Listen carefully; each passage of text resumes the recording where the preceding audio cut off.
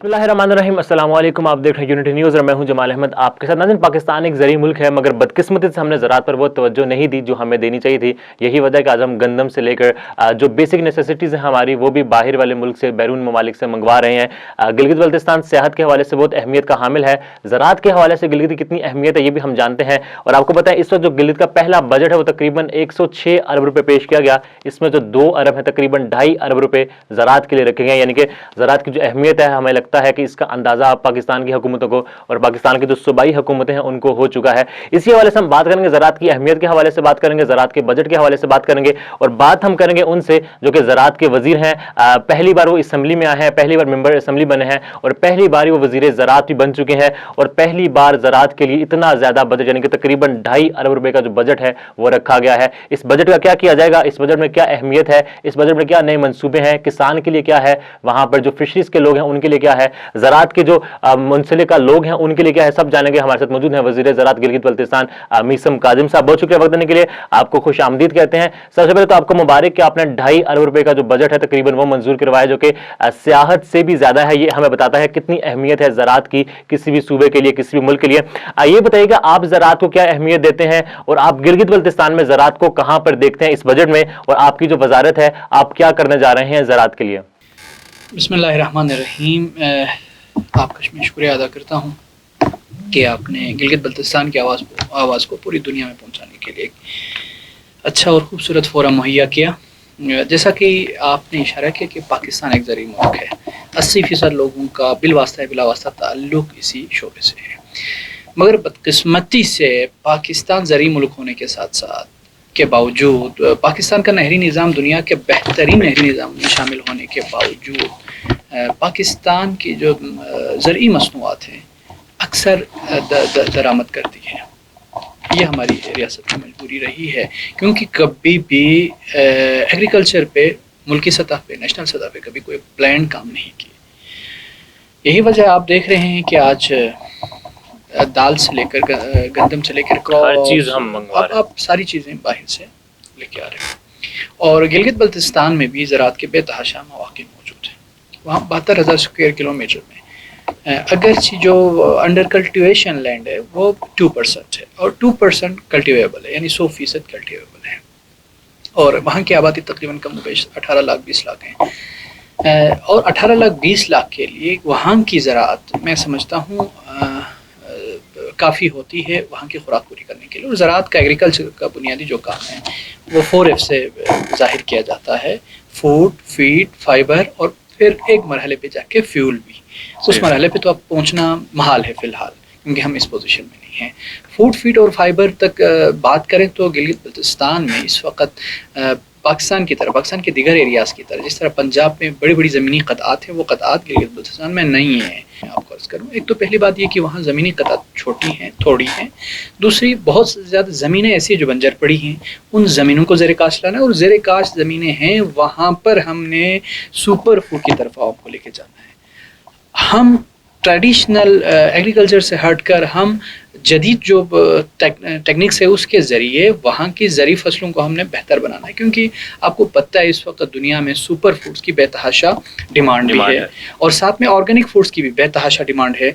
लेकिन गिलगित बल्तिस्तान में आज तक किसी गवर्नमेंट ने ना इतने बजट रखे, ना इस पे इतने जामे प्लान लेके आ रहे हैं। हम क्या कर रहे हैं, हम वहाँ पे मौजूद जो जितने फसलें हैं, वहाँ पे क्रॉप्स हैं, फ्रूट्स हैं, मेडिसिनल प्लांट्स हैं, इसके साथ साथ लाइव स्टॉक के और फिशरीज़ के जितने मौक़े हैं, उन तमाम रिसोर्सेज को हम मैनेज कर रहे हैं। हम उन रिसोर्सेज को मैनेज करने के बाद, उनके पोस्ट हार्वेस्टिंग के बाद जो वहाँ पे लॉसेस होते हैं, पहले उन लॉसेस को कम करना है। और वहाँ की जो प्रोडक्शन है उस प्रोडक्शन को लॉसेस को कम करने के साथ साथ उन प्रोडक्शन को वैल्यू एडिशन के तौर पर हम लेके आ रहे हैं। उसकी वैल्यू एडिशन जब तक नहीं होगी तब तक आपको पता है वहाँ की इतनी अच्छी फ्रूट्स, इतनी अच्छी प्रोडक्ट्स, इतनी अच्छी क्रॉप्स होने के बावजूद उनकी कीमत कोड़ियों के दाम है। तो उसको बेहतर बनाने के लिए इस बार हम गिलगित बल्तिस्तान की गवर्नमेंट ने ये प्लान किया है कि इंशाल्लाह हम तमाम डिस्ट्रिक्ट्स में फूड प्रोसेसिंग प्लांट्स हम लेके जा रहे हैं। आपने बात की دوسرا کام اس پہ فوڈ پروسیسنگ پلانٹ کے ساتھ ساتھ ہم دونوں ریجنز میں ہم لے کے جا رہے ہیں انشاءاللہ کولڈ سٹوریج. اور کولڈ سٹوریج کا فائدہ یہ ہوتا ہے کہ آف سیزن میں ہم وہاں کی تمام بے موسمی پھل جسے ہم کہتے ہیں وہ لے کے آ سکتے ہیں. اور ساتھ میں ویلیو ایڈیشن کے علاوہ ہم کوشش یہ کر رہے ہیں کہ کچھ ایریاز کو ہم آرگینک زون قرار دیں. زوننگ کی طرف ہم لے کے جا رہے ہیں. آرگینک زون قرار دینے کے بعد ایک پائلٹ پروجیکٹ کے طور پر کچھ وادیوں کو ہم آرگینک زون قرار دیں گے. اس کے بعد پوری گلگت بلتستان کو, کیونکہ پاکستان میں گلگت بلتستان ہی وہ مقام ہے جہاں پہ آلریڈی آرگینک فصلیں ہوتی ہیں, لیکن اس میں تھوڑی سی مثلاً کیمیکل فرٹیلائزر کا استعمال کیا جا رہا ہے, اس وقت پیسٹیسائڈس کا استعمال کیا جا رہا ہے. ان کو پہلے ہم کم کریں گے, بعد میں ریڈیوس کر کے بایو فرٹیلائزر کے ذریعے انشاءاللہ ہم پورا ایریا کو, یہ ہمارے پلان کا حصہ ہے لانگ ٹرم, اس کو ہم لے کے جا رہے ہیں انشاءاللہ. کسان اور زراعت کا جو ساتھ ہے وہ چولی دامن کا ساتھ ہے. کسان اگر خوشحال ہوگا تبھی زراعت آگے بڑھے گی. اگر کسان کے پاس پیسہ ہی نہیں ہوگا, وہ خوش ہی نہیں ہوگا, وہ فصل اگانے کے لیے قرضے لے گا, تو پھر وہ فصل نہیں آئے گی جس کی ہم امید کر سکتے ہیں. تو کسان کے لیے آپ نے اس بجٹ میں کیا رکھا ہے؟ یہ جو بجٹ ہے اس میں کسان کو آپ کہاں کہاں پر سبسڈائز دے رہے ہیں, کس کس طرح کی سبسڈیز آپ کسان کو دے رہے ہیں, اور جو ان کی مشینری ہے اس حوالے سے آپ کے کیا پلان ہیں؟ یقیناً جو ہماری امپلیمنٹنگ فورس, امپلیمنٹنگ آرگن ہے, پالیسی کی امپلیمنٹیشن اور ایگزیکیوشن جن کے ذریعے ہونی, وہ ہمارے فارمرز ہیں. اور فارمرز ہمارے ساتھ لوپ میں ہیں, اور ہم تمام ٹیکٹکس کو, اسٹریٹجیز کو ان کے ذریعے ہی ہم ٹرانسلیٹ کریں گے انشاءاللہ نچلی سطح تک, کہ جس میں ہم کیش کراپس کو لے کے جانا, ہم سپر فوڈ کو لے کے جانا, ہم ویلیو ایڈیشن کے لیے ان کو وہ کرنا. اور اس کام کے لیے ہماری ADP کا باقاعدہ حصہ ہے. ہم سیڈ کو بہتر کرنے کے لیے اس کا پروجیکٹ میں باقاعدہ سبسڈی رکھی ہوئی ہے. اس کے ساتھ ساتھ کیپیسٹی بلڈنگ کے لیے ہم نے باقاعدہ پروجیکٹ رکھا ہوا ہے کہ کسانوں کی کیپیسٹی بلڈنگ ہو. تیسرا, جدید طریقوں سے ایگری ایکٹیویٹیز کو بھی ڈیزائن کیا جائے گا, وہ ہماری ADP کا باقاعدہ ابھی کچھ ہی دنوں میں ہم سائن کرنے جا رہے ہیں انشاءاللہ زرعی ترقیاتی بینک کے ساتھ.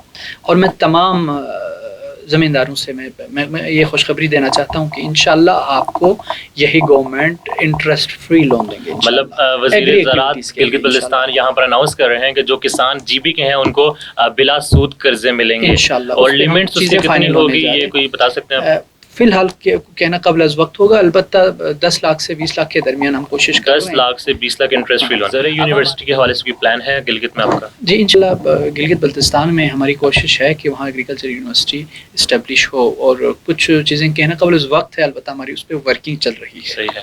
آپ اپنی طرف سے کتنی کوشش کریں گے GB میں ایک ایگریکلچر یونیورسٹی کے لیے؟ میری طرف سے آپ یہ سمجھیے گا کہ فائنل سٹیج پہ کوشش کر رہے ہیں, رابطے میں ہیں. 2-3 ادارے خوشخبری مل سکتی ہے. 2-3 ادارے ایسے ہیں جو وہاں پہ یونیورسٹی کیمپس بنانا چاہ رہے ہیں, تو انشاءاللہ اس کے لیے جو ضروری اقدامات ہیں وہ ہم اٹھا رہے ہیں انشاءاللہ, اور بہت جلد اسٹیبلش ہوگا. منسٹر صاحب, جو فشریز کا محکمہ ہے, جو فشریز کا ڈپارٹمنٹ ہے, یہ کافی اہمیت کا حامل ہے وہاں پر, اور یہ بھی ہے کہ وہاں پر نالے ہیں جہاں پر یہ افزائش ہو سکتی ہے ٹراؤٹ مچھلی کی. اگر اب بیرون ملک تو ہم بیچتے ہیں, مگر پاکستان میں بھی اس طرح سے ٹراؤٹ مچھلی نہیں آتی, ہمارے دیگر صوبوں میں نہیں جاتی, ہمیں بہت مشکل سے کھانے کو یہاں پر ملتی ہے. اگر اس پر توجہ دی جائے تو یہ کافی ترقی لا سکتا ہے. تو اس حوالے سے آپ کے کیا پلانس ہیں فشریز کے حوالے سے؟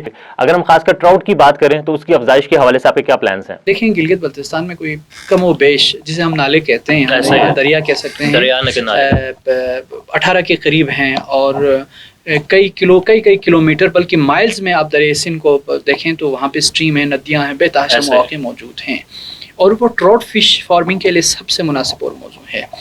موجودہ گورنمنٹ نے اس سے گزشتہ 2 سالوں میں گلگت بلتستان میں 180 فارم اسٹیبلش کیے, اور اس کو ہم ملٹیپلائی کر رہے ہیں انشاءاللہ. اور ان تمام فارمرز کو جو ابھی فارمنگ کر رہے ہیں, سیڈ سبسیڈائزڈ سیڈ ملتی ہے, ان کے لیے لاجسٹک ملتی ہے, ان کے لیے سبسیڈائز فیڈ بھی اس وقت گورنمنٹ کی طرف سے دی جا رہی ہے. انٹرسٹ فری لون ہم ان کو فراہم کریں تو اسٹرکچر بھی انشاءاللہ انٹرسٹ فری وہ بنائیں, چونکہ اگر ابھی مسئلہ یہ آ رہا ہے کہ ہم جتنے گورنمنٹ کی طرف سے پروجیکٹس لے کے جا رہے ہیں, اگر اس میں سسٹینیبلٹی نہ ہو تو پروجیکٹس ختم ہو جاتے ہیں. تو ہم سسٹینیبل بنانے کے لیے ہم مفت میں نہیں دیں گے, بلکہ قرضے کے طور پر دیں گے, تاکہ وہ بزنس کے طور پر اس سیکٹر کو لے کے آگے جا سکیں. اور پورا گلگت بلتستان اس وقت بہت سارے ایریاز ہیں اس میں گلگت بلتستان میں جہاں پہ صاف میٹھے اور ٹھنڈے پانی کے وہاں پہ ذخائر موجود ہیں. وہاں پہ انشاءاللہ ٹراؤٹ ایک بہترین جگہ ہے ٹراؤٹ کے پلنے کے. جی آپ نے فشریز کی بات کی, آپ نے ماڈرنائزیشن کی بات کی, زراعت کو آپ نے جدید طرز پر استوار کرنے کی بات کی, آپ نے بایو آرگینک کی بات کی. یہ سب کچھ تبھی ہوگا جب جو بیسکس ہیں زراعت کے ٹیکنالوجی کے وہ وہاں پر اویلیبل ہوں گے. میں بات کر رہا ہوں انٹرنیٹ کی صورتحال کی. وہاں کے جو لوگ ہیں ان کو ریسرچ میں آسانی صرف تبھی ہو سکتے ہیں جب وہاں پر ان کو ایک مناسب انٹرنیٹ اویلیبل ہو, انٹرنیٹ کی جو سپیڈز ہیں وہ اویلیبل ہوں. تو آپ کا یہ شعبہ تو خیر نہیں ہے مگر زراعت لنکڈ ہے انفارمیشن ٹیکنالوجی کے ساتھ, تو اس حوالے سے ابھی کچھ پلانز ہیں کہ انٹرنیٹ کو وہاں پر لایا جائے تاکہ ریسرچ میں مدد دی جا سکے؟ دیکھیں اوور آل انٹرنیٹ کی بات کریں تو ابھی آکشن ہونے جا رہے ہیں اور انشاءاللہ 4G کی وہاں پہ بہت جلد تمام نیٹ ورکس کو آکشن کے بعد وہاں پہ کام کرنے کی اجازت ملے گی اور انشاءاللہ انٹرنیٹ کے حوالے سے ابھی جو مسائل پیش آ رہے ہیں وہ مسائل ختم ہو جائیں گے. پہلی بات. دوسری بات, ایگریکلچر میں ICT کی انوالومنٹ بھی ہم انشاءاللہ شروع کرا رہے ہیں کہ ہم پوری منسٹری کو تمام اداروں کو ہم کر رہے ہیں انشاءاللہ ڈیجیٹلائز کر رہے ہیں. ہیلتھ ہو, ایجوکیشن ہو, ایگریکلچر ہو, پوری GB گورنمنٹ ڈیجیٹلائز انشاءاللہ کرنے جا رہے ہیں. ای گورننس انشاءاللہ وہ ہم لے کے آ رہے ہیں اور اس میں ایگریکلچر کے بے تحاشا پروجیکٹس ہوں گے جس کے ذریعے ہم وہاں پہ مانیٹرنگ بہتر کر سکیں گے, جس کے ذریعے چیزوں کی پروپیگیشن پراپر انداز میں ہم کر سکیں گے. پھر جو ایگری ایکٹیویٹیز میں یا ایگریکلچر کے فیلڈ میں جو ڈونرز کام کرنا چاہ رہے ہیں ان کے لیے بھی آسانی ہو جائے گی.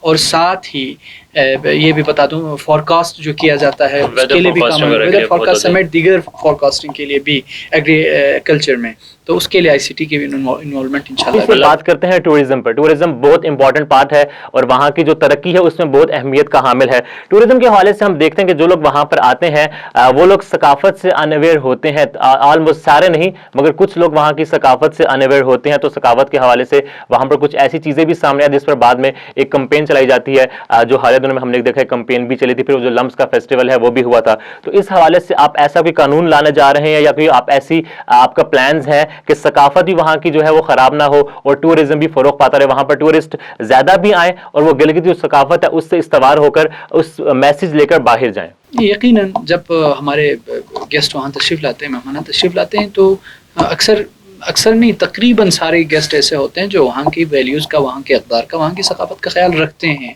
اور نہ صرف ثقافت تہذیب کا خیال رکھتے ہیں بلکہ وہاں سے واپس آنے کے بعد وہاں سے مثالیں لے کے آتے ہیں. آپ نے اسی عرصے میں دیکھا ہوگا کہ بہت سارے مہمانان ایسے تھے جن کے موبائل گم ہو گئے, جن کے بٹوے گم ہو گئے, نقدی گم ہو گئی, لیکن لوٹائی گئی ان کو واپس. ہاں, تو یہ وہ سبق ہے الحمدللہ جو ہمارے لوگ پڑھا رہے ہیں اور اس کے نتیجے میں ایک جو ماحول وہاں کا بنے گا میں سمجھتا ہوں وہی سیکیور ماحول بنے گا وہاں کے اقدار کے حوالے سے بھی اور ان لوگوں کے لیے بھی جو وہاں تشریف لاتے ہیں. کرائے کے حوالوں سے کچھ بتائیے گا کہ جب یا سیزن ہوتا ہے تو پی آئی کے جو کرائے ہیں وہ بہت زیادہ ہوتے ہیں, وہاں سے کچھ شکایات آتی ہیں, تو اس حوالے سے سیزنل ایک ریٹ مقرر کیا جا سکتا ہے؟ کچھ ایسی آپ کی ریکمنڈیشنز ہیں منسٹری میں, کیبنٹ میں آپ بیٹھتے ہیں وزیر صاحب کو کہ ایک سیزن جو ہے ٹورسٹ سیزن ہے, ایک سیاح کا ایک موسم ہوتا ہے, سیاحت کا موسم ہوتا ہے, ایک فکس کرایہ رکھ دیا جائے یہاں سے آنے جانے والوں کے لیے؟ ابھی تو ہم دیکھتے ہیں کہ ڈائریکٹ جو فلائٹس ہیں وہ اسلام آباد سے, لاہور سے اور کراچی سے اسکردو جا بھی رہی ہیں, تو اس حوالے سے کچھ نئی فلائٹس کے بارے میں بتائیے اور جو فکسڈ کرایہ ہے اس حوالے سے کوئی پلانز اگر آپ کے ہیں تو وہ بھی بتائیے گا.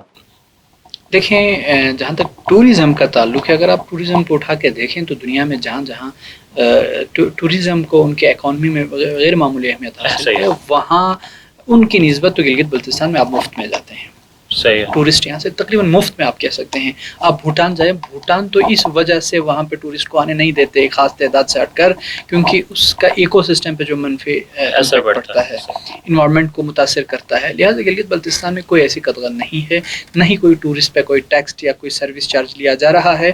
تو یہ جو کرایہ ہے ٹھیک ہے, کرایہ اور بہتر اس کو کم ہونے کی ضرورت ضرور ہے, لیکن الحمدللہ آپ دیکھ رہے ہیں اس وقت میں آپ کو بتا دوں موجودہ گورنمنٹ نے ٹورزم کو بوسٹ کرنے کے لیے فیصل آباد سے جہاز چلایا, سیالکوٹ سے جہاز چلایا, لاہور سے جہاز چلایا, کراچی سے جہاز چلایا, اسلام آباد سے جہاز چلایا, 5 جہاز. اور بہت جلد آپ دیکھیں گے یہ کووڈ کی پینڈیمک کی وجہ سے کچھ معاملات رکے ہوئے ہیں انٹرنیشنل فلائٹس, تو نیپال سے بھی فلائٹس ہوگی, تقریباً پائپ لائن میں ہیں, UAE سے پائپ لائن میں ہیں, یورپ سے جی اسکردو گلگت بلتستان کے لیے, اور ادھر سنکیاں سے چائنا سے بھی انشاءاللہ فلائٹ ہوگی.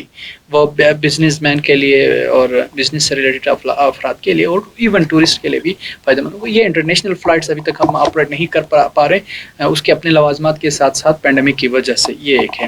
اور موجودہ گورنمنٹ نے واقعی بوسٹ دی ہے, اس سے کوئی انکار نہیں کیا جا سکتا کہ ٹورزم کو جو بوسٹ دی ہے. ہاں, اس میں جو فیسلٹیز ہیں ان کو فیسلیٹیٹ جس طرح کرنا ہے اس کے لیے ایک ٹائم چاہیے. ایک جامع ہم ایک پلان لے کے آ رہے ہیں جس میں انشاءاللہ ٹورسٹ کو وہ سہولتیں دیں گے. ہم سروسز پراپر فراہم کریں گے. ٹورسٹ پولیس کو ہم نے لانچ کیا ہوا ہے, ان کو انٹرنیٹ ہم پراپر دیں گے. ان کے لیے تمام تر طبی سہولتیں انشاءاللہ ہم فراہم کریں گے. اور وہاں ایک آلریڈی پیسفل ماحول موجود ہے, لیکن جو بنیادی ضروریات ہیں انشاءاللہ ان تک ہم رسائی دیں گے. ٹورسٹ کو آپ دیکھیں گے گلگت بلتستان ٹورسٹ ہب ہوگا, اور میں تو قائل ہوں کہ وہاں ویلیو ٹورزم پروموٹ کر. اب ہمیں آپ بتائیے گا کہ یقیناً آپ وزیر ہیں, آپ کے اوپر پورے صوبے کی ذمہ داری ہے, مگر جو حلقے کی عوام ہے آپ اس کو بھی نہیں چھوڑ سکتے. تو حلقہ کے لیے آپ کا جو حلقہ 2 ہے وہ کافی اہمیت کا حامل ہے, سیاح کے حوالے سے, ٹورزم کے حوالے سے. وہاں پر فشریز کا بہت کام ہے, اور اس کے بعد تقریباً جو مین امپورٹنٹ ادارے ہیں, ایئرپورٹ بھی حلقہ 2 میں ہی ہو سکتا ہے اور وہاں پر ہی ہوگا. اس حوالے سے آپ کے حلقے کی عوام کے لیے کیا پلانز ہیں, حلقے کی عوام کو آپ نے کیا دیا ہے اور کیا دینے جا رہے ہیں, بریفلی بتائیے گا آپ اس کے بارے میں. میرے حلقے کے حوالے سے میرا حلقہ چونکہ محروم حلقہ رہا, ترقیاتی عنوان سے بہت زیادہ پسماندہ رہا, اس بار ہم نے ان ایریاز کو ایڈریس کرنے کی کوشش کی جن پہ کبھی کام نہیں ہوا. ہم نے انفراسٹرکچر کو بہتر بنانے کے لیے سب سے زیادہ توجہ انفراسٹرکچر پہ دی ہوئی ہے.